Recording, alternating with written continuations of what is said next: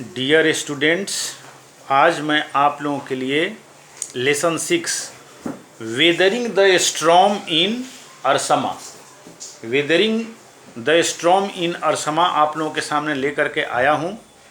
ये उड़ीसा में एक तूफ़ान और चक्रवात साइक्लोन आया था। बहुत ज़बरदस्त तूफ़ान था जो 1999 में उड़ीसा में एक जगह गांव था जिसका नाम अरसमा था, वहाँ पर आया था, जिसमें हज़ारों लोग मारे गए थे और सैकड़ों गांव तबाह हो गए थे। जहाँ देखिए चारों तरफ पानी ही पानी था।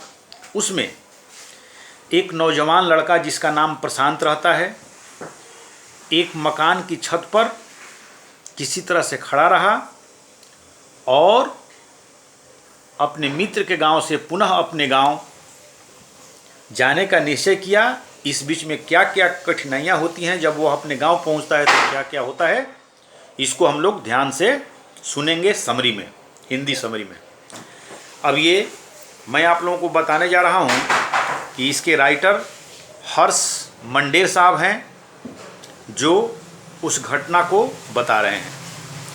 27 अक्टूबर 1999 को प्रशांत अपने एक मित्र को मिलने गया जो अरसमा में रहता था। उड़ीसा का गांव, जैसा कि अभी आप लोगों को बताए, वह स्थान उसके गांव से 18 किलोमीटर दूर था। शाम को एक तीव्र बहुत तेज चक्रवात आया। हवा बड़े जोरों से चल रही थी, वो मकानों से टकराई, साथ ही साथ बहुत तेज वर्षा भी हो रही थी। घर और लोग बाढ़ में बह गए। उसके मित्र का घर चूँकि ईंटों और सीमेंट का बना हुआ था, वह इतना मजबूत था कि 350 माइल प्रति घंटा की गति से चलने वाली हवाओं को झेल गया। अर्थात उसके मित्र को मकान का कुछ नहीं हुआ, लेकिन एक घटना हुई। एक वृक्ष, जो विशाल वृक्ष था उसके घर में, वो उसी के छत पर गिर गया, उसके मित्र के छत पर, और छत के कुछ भाग एवं दीवारों को नुकसान पहुंचाया।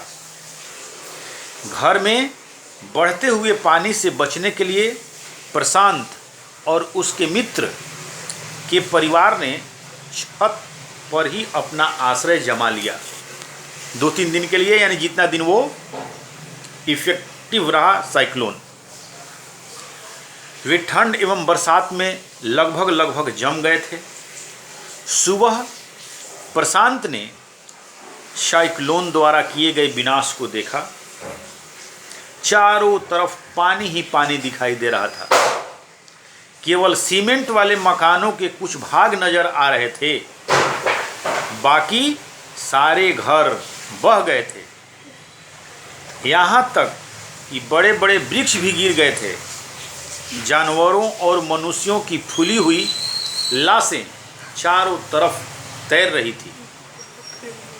इसके साथ साइक्लोन एवं सागर के लहरों द्वारा पैदा किया गया विनाश अगले 36 घंटे तक चलता रहा। यानी जैसा हम बताए 3 दिनों तक, 3 दिनों यानी 1.5 दिन कह सकते हैं। 36 घंटा का मतलब 48 घंटा में 2 दिन हो जाएगा, लगभग 2 दिन से थोड़ा कम।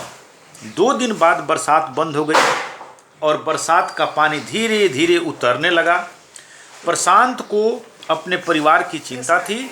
उसने एक लंबी छड़ी ली और वह अपने गांव की ओर चूँकि उसका गांव जो था 18 किलोमीटर दूर था, लंबी दूरी यात्रा तय करना था।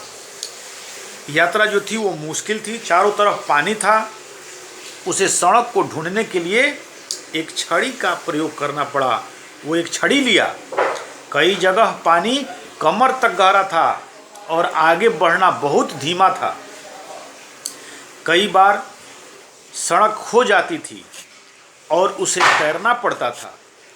कुछ दूर जाने के बाद उसे अपने चाचा के 2 मित्र मिल गए। उन्होंने मिलकर आगे बढ़ने का फैसला किया। उन्हें पानी पर तैरती हुई मानव की लाशों को परे धकेलना यानी हटाना पड़ता था। वहाँ कुत्ते, बकरियों, मवेशियों यानी जानवरों की लाशें भी को भी हटाना पड़ता था, वो भी वहाँ पर मौजूद थे, पानी में तैर रहे थे। वे जिस भी गांव से गुजरे वहाँ मुश्किल से ही कोई घर सही सलामत दिखाई दे रहे थे। उसे डर था कि उसका परिवार उस साइक्लोन में जीवित नहीं बचा होगा। आखिर वह अपने गांव, इसके गांव का नाम था कालीकुदा, पहुंचा। उसका दिल डूब गया था, उसका घर बह गया था, उसके परिवार का कहीं अता पता नहीं था। अपने परिवार की तलाश करने के लिए प्रशांत रेड क्रॉस आश्रम में गया। सौभाग्यवश उसका परिवार जीवित था। वे प्रशांत को देखकर बहुत प्रसन्न हुए। उसे पता चला कि गांव के 86 लोग मारे गए थे इस साइक्लोन में, और सारे के सारे 96 घर बह गए थे। मैंने उस गांव के 96 घर बह गए थे। आज इस पार्ट में इतना ही। अगले दूसरे पार्ट में मैं आप लोगों को इसका समरी भेजूंगा नेक्स्ट क्लास में। धन्यवाद।